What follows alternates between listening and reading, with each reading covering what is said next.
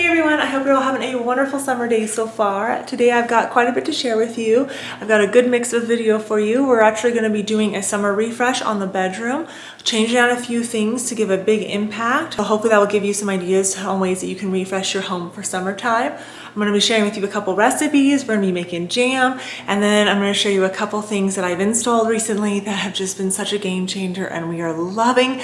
It's just wonderful and it's kind of extended our time outside and stuff. So I hope you enjoyed today's video. I'll try to have everything I can linked in the description box below. Just tap the more button right next to the title and it'll all pop up there for you as well. You can follow me on my blog and Instagram and stuff here, but yeah, we got a lot to get to, so let's head on into the bedroom and start our summer refresh there, and then we'll move into the kitchen and then outside.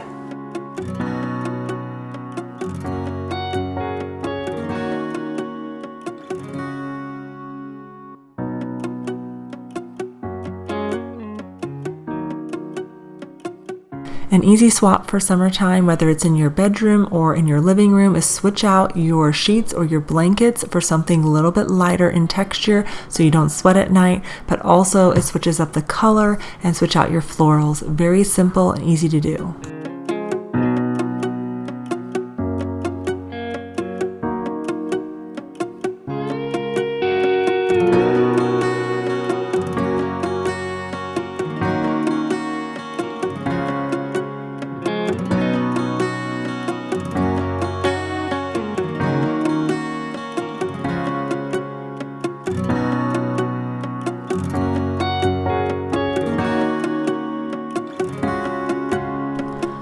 Making some simple swaps for summertime are super easy. I just switched out the cherry blossoms for some regular eucalyptus, using different stems for each nightstand, keeping it light, airy, and very calm in here. I'm also switching out the art. The pink was a little too bold for me for summertime, and so I did a digital print of this one. I'll have it linked down below for you, and I love the way it looks because you can customize your room to the way you want just with a couple simple swaps. You can add more pillows if you want to.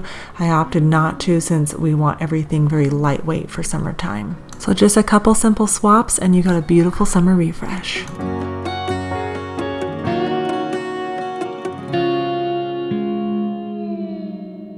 But now we are in the kitchen and I'm going to share with you some easy recipes. We're also going to be making some jam, which I'm super excited about. I can't believe that's time of year already that I'm making jam for winter time and stuff. But I am going to share with you how to make these really delicious homemade hamburger buns, as well as french fries that are not greasy. You don't even have to turn on your oven because you're going to want to get the Ninja Foodie Smart Extra Large Pro Air Oven. It does more than your traditional oven.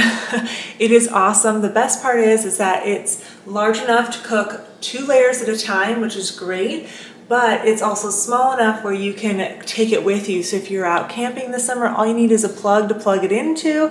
You are good to go. If you don't want to cook in the house, put it outside on the porch, cook out there. And it makes my life so much easier because it has 10 different functions on it. So it replaces all the other gadgets that you have in your kitchen with just one. So you can whole roast, air fry, dehydrate, bake, broil, toast, reheat, all in this. It actually comes with 7 different trays, which is nice. You get an air fryer tray, you get 2 baking trays, 2 racks, and then you have a tray that you can actually broil on, which is really nice, and cook your roasts on and stuff. You'll actually cook up to a 12-pound turkey in there. You can do chicken, you can do roasts in there. It's great, especially for the holidays. So if you only have one oven, this is actually your second oven, and it will do everything for you. You can cook casseroles in it. It is just an all-in-one kitchen tool that you absolutely need, and I am so excited to be partnering with Best Buy on today's video for this, because from today, July 10th through July 12th, Best Buy is offering up to $120 in savings on small kitchen Ninja appliances on their site. So definitely be sure to check them out. I'll have all of it linked down in the description box below for you. Just have the more button right next to the title, and I'll also leave it linked in the comments so it's really easy for you to find. I didn't know how much I was missing out. I am just so happy to actually have the air fry function on this because it makes things that you normally get that were unhealthy much healthier. So when I do my fries in there, I will just do regular russet potatoes. I wash them, I cut them into smaller wedges, and I've tested it out doing thicker and thinner. Both work really well. It's only about a 4 or 5 minute difference in time to cook them, which is great. Cuts the oven time like by a third. So when I would normally make these in my traditional oven, it would take me over an hour and they would always be a little greasy. They would stick to the pan and everything. Not in the Ninja Foodie Smart.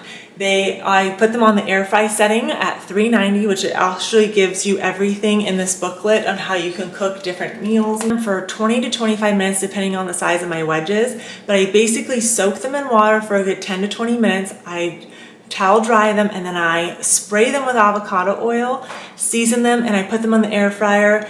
And they are delicious. They are so good. They're soft on the inside, a little crunchy on the outside. You can set it to your personal preference, but it just makes cooking easy and there's literally like no mess. I have basically 2 trays to clean, that's it, and they don't stick. I love the air fry function on this. You can bake it all in there, and I'm the type of person where I don't want to have a ton of gadgets, and so having one that has 10 different functions is wonderful for me. So I will leave this link down below for you again. Check the description box in the comments for it, and then check out all the other small appliances that Best Buy has on sale right now so you can grab them while they're on sale. But I'm gonna share with you how to make these easy hamburger buns. Just a few ingredients, nothing too much, but they are so good. They are light and fluffy. And let me tell you, I have tried quite a bit of hamburger bun recipes, and this one is my favorite so far, and it's very simple. It's not complicated at all. I know sometimes baking bread and stuff can be a little bit challenging.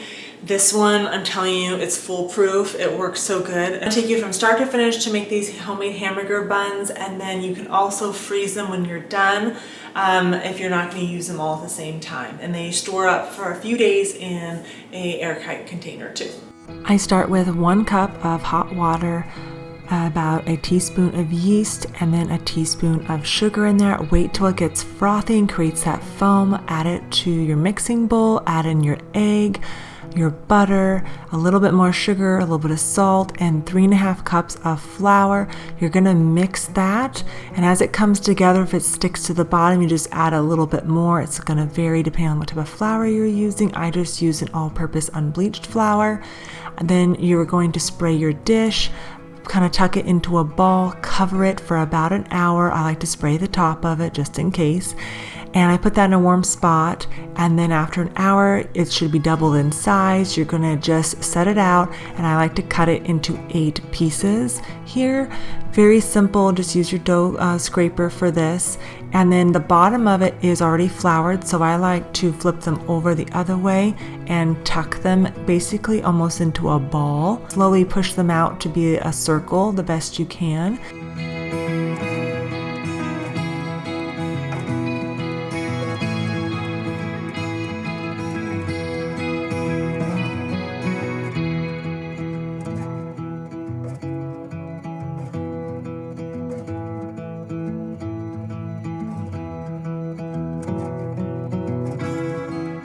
Once you get them all shaped, put them on a parchment-lined baking tray, and you're going to kind of press them out a bit, get them the size that you sort of want, and then cover them, set them in a warm place for about an hour, and you will take that off and you'll see they're just beautiful. You're going to egg wash these with a whole egg, a little bit of water in there. You don't have to. You can add sesame seeds if you want to. I never do because I always forget to buy them at the store.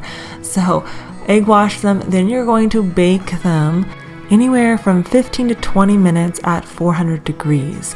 And you can bake them in your Ninja Foodie. You can put both the trays in there if you want to, or you can bake them one at a time. It's completely up to you, but they come out beautiful. And now you can serve them with whatever you want. We were making hamburgers this day, so I just sliced them after I could kind of touch them. They are soft and pillowy. They are not dense. They are just delightful. So I'll have the full recipe linked in the description box for you.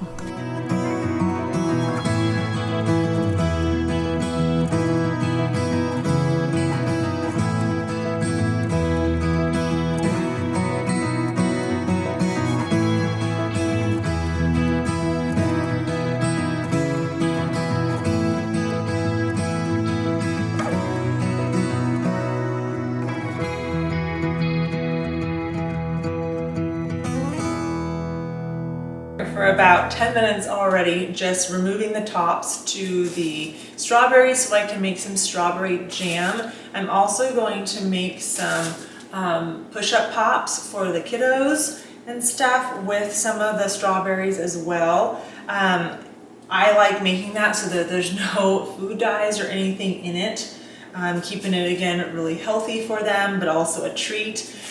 Something that you can do to make these, keep it very simple on yourself, is you can just get like an organic lemonade, and then if you can leave it just regular lemonade, or if you want to make strawberry or add other items to it like vegetable juice like beets or something, you totally can. That's actually one of the kids' favorite, is to juice and then freeze that. I just don't have a ton of vegetables on me right now to do that, so I'm going to make regular lemonade and strawberry lemonade popsicles basically, and then I just store them in the freezer, and it's something simple that we can have all summer long. I like the size of these popsicles because they're not uber duper small, they're actually a really good size, and it's simple. The top just tears off when you're ready to eat them, and then you can just throw it away when you're done. So jam, I'm not going to add a ton of sugar to my strawberry jam. I just don't see the point in that. I think as long as you have really fresh and sweet fruit, why ruin it with a ton of sugar? I know sugar helps preserve, so I am going to add a little bit, but I will add as little as possible. So some recipes are like, 5 cups of strawberries and 7 cups of sugar, and it's like, what? So everybody does their own thing though. So sweet, and it was the last picking for the summer for us. We have strawberries here, but I like to go pick at a couple farms if I can. That way, supporting a local farmer, but also I can get a ton of them, and then I freeze them so I can have them for the rest of the year, and then I can make jam too. Because ours, I have a lot, but I don't make enough to be able to do all the stuff I want to with them. So just gotta finish these off.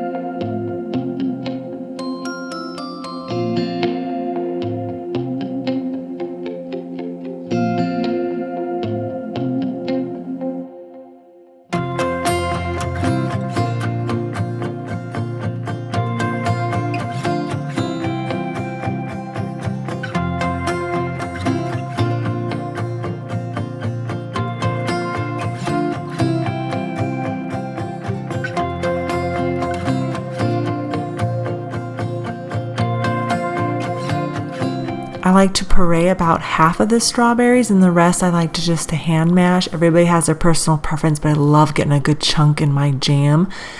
Once I get those all in there and mushed up, then I add a little bit of lemon juice, and then I added about 1 cup of sugar to this. Not too much because they were super sweet already.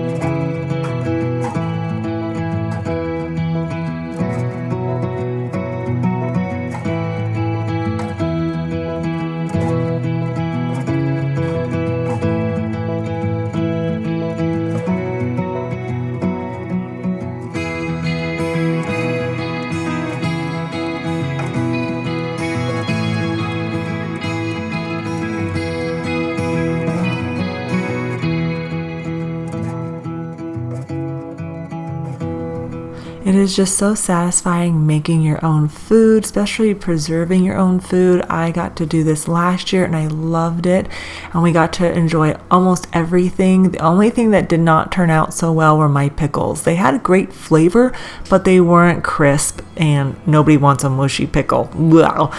So that's okay, live and learn, but I absolutely love being able to make jam, and this year I wanted to be able to make more, so I actually ended up making an extra 6 jars, because last year I made half pints, and this year I decided I'm just going to make full pints, and so I got an extra basically 6 half pints out of the recipe, so I'm really happy.